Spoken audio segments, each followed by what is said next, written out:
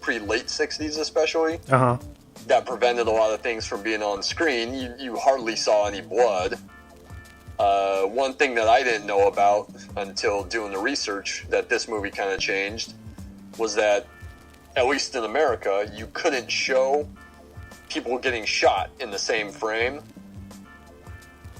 Meaning, like, you couldn't see the gunman and the person getting shot in the same frame. Oh, so it would have to, like, you would see someone fire and then cut to the, like, the execution? Yeah, oh. Yeah. Someone fires their gun, cut, and then you have someone falling. Ah, okay.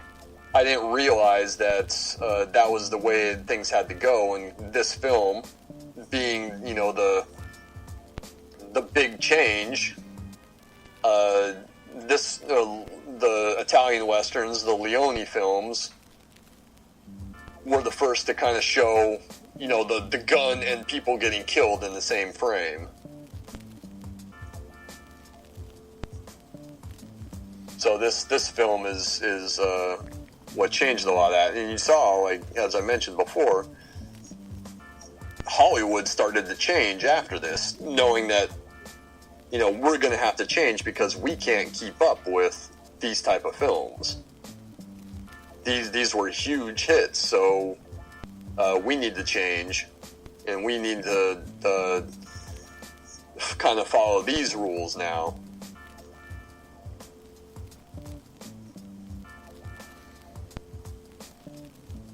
Game changer.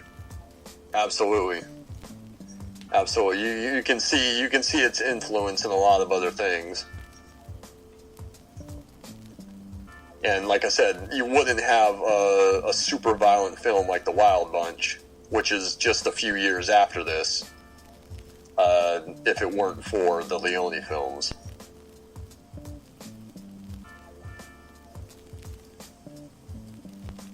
And this was made in 1966, but it didn't open up stateside until late 1967. Okay. All of the Leone films didn't open up in the United States until 1967. I think A Fistful of Dollars was made in 1964. For a Few Dollars More came out in 1965, and as you said in your intro, this is from 66 originally, but it didn't open up. None of them opened up until 1967. They all opened up within the same year, about 6 months apart from each other. Huge hits, all of them. In, both in Europe and in the United States. I think what held it up actually was a rights issue with Yojimbo. There was some kind of rights dispute, since A Fistful of Dollars is a remake of Yojimbo, and that held up the release in the United States, and that's why they didn't open up until a few years after they were made. A Fistful of Dollars, at least. Oh, interesting. Do you this is probably a dumb question, but do you like Seven Samurai? Love Seven Samurai. It's one of my all-time favorite films. Which I mentioned The Magnificent Seven. I believe I did mention, but if not, I'll mention it again. The Magnificent Seven is a Western remake of The Seven Samurai. Yeah, I think I've mentioned before, like, I'm a big Kurosawa fan. Yeah. The samurai films, which are very influential on a lot of other filmmakers, not just Leone. I hope they do something to honor Kurosawa with that Ghost of Tsushima film that I guess is happening based on that video game that I was telling you about. Hopefully they don't fuck it up, but Yeah, I'd be really stoked to see a great throwback samurai film again. I think Chad Stileski is in charge of it, or now he was only producing, but I guess now he's stepped in to direct it. So, I mean, that he's done some great work. So, and he seems to know his shit, So, hopefully we get a good product. Yeah, I'd be excited for it. So because this movie was so big, Leone gets the chance to make Once Upon a Time in the West in 1968 for Paramount Pictures. You know, I think this was a fully American production. Mm-hmm.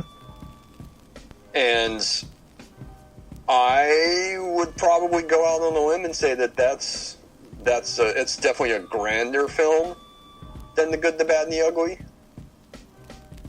It's fantastic. For all those who haven't seen it, I would say definitely seek it out. The Morricone score is beautiful. For it, I just watched the first hour or so of it yesterday, just killing some time. And famously, that has an opening sequence that only has a couple lines of dialogue from the guy at the train station, the station agent. Mm-hmm. But famously, beyond those couple of lines is without dialogue for like the first 12 minutes or so. Just uses the natural sound. But it's a wonderful film, and unfortunately just was not a hit. It was largely ignored. I guess American audiences really weren't ready for it. It did get its due later on. I think about a decade later, it was kind of reassessed. But it's a bummer that he never really had that mainstream success after he made the dollar films. What a shame. Bummer. It's a bummer. I was lucky enough to see that movie on a double bill with The Good, the Bad, and the Ugly. Oh, fuck you. The first time I ever saw it was on a double bill with The Good, the Bad, and the Ugly. So that was a pretty great day.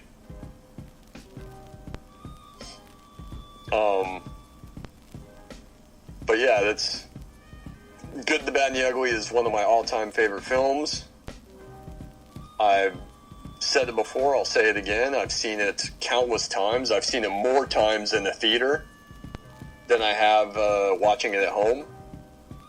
Although now that I've watched it, including like having it on while we're doing the show, now that I've watched it maybe 4 times this week, I might be close to being even with the amount of times I've seen it in the theater. But every time I've seen it in the theater, it's been awesome, and I've been lucky enough to see it on a good screen, on a big screen. The Ken was famous for always playing it. I got to see it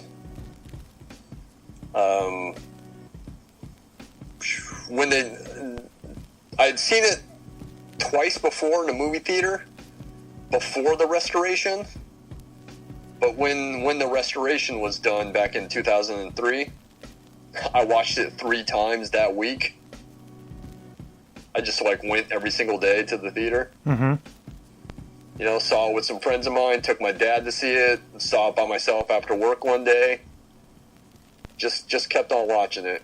And then various times that it's played at the Ken for MGM would have an anniversary or something, and this is an MGM film.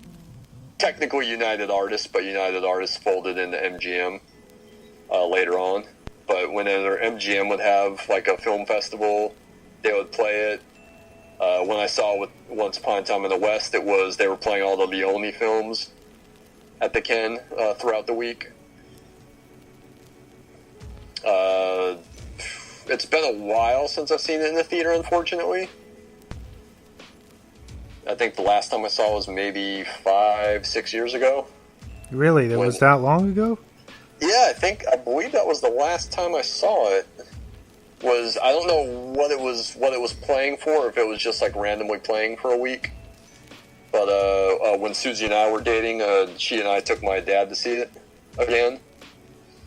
because he really loves the film. That's how. I mean, he had it on VHS for a long time. Like you said, your grandparents had it. Yeah, the double tape. The double tape. I still have it too. I still have it in my den, even though I have it on Blu-ray and I have that special edition DVD. But I'm going to keep that double VHS. But yeah, I think that was the last time I saw it, was that time that Susie and I took my dad. I think it was going to be one of the last films they were going to play at the Ken last year before, unfortunately, the pandemic hit, and the Ken kind of had that unceremonious close because they couldn't do the film festival that they wanted to do.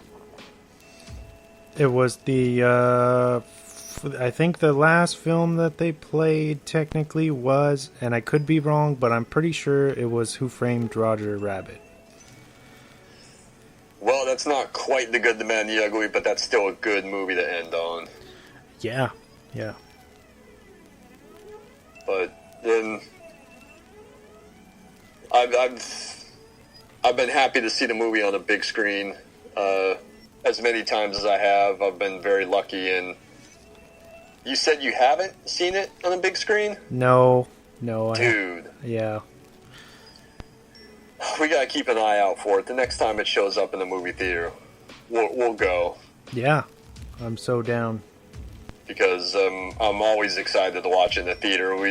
Leone's use of the frame and the landscape and everything looks incredible on a big screen.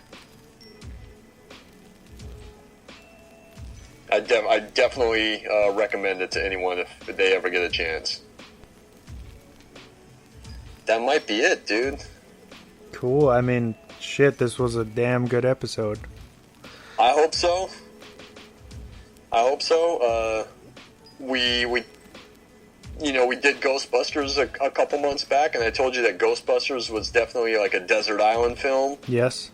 That I could, bring with me and watch over and over and over again. And The Good, the Bad, and the Ugly is also one of my desert island films. If I had to watch it every single day for the rest of my life, I would not be upset.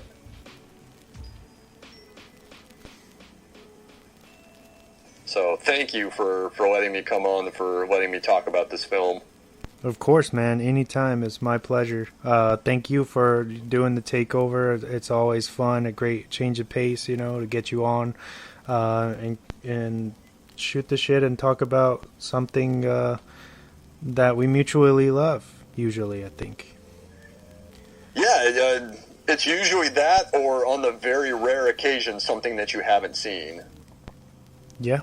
Which is sometimes that's even more interesting, but at least on my end, to hear you talk about it and hype me up, for something special. Yeah, even though it's pretty rare, because yeah. I feel like most of the stuff that I want to talk about, I know you've seen. Even if it's only been something that you've seen, like the Royal Tenenbaums, where you really only saw it like the one time, like years and years ago. Or Ronin, I saw once before we did the show, and so that one I was like a little less familiar with, but I knew it was good. So yeah, it's been fun, man. Definitely look forward to the next one, which I'm sure we're going to keep a secret. What we got coming up next month?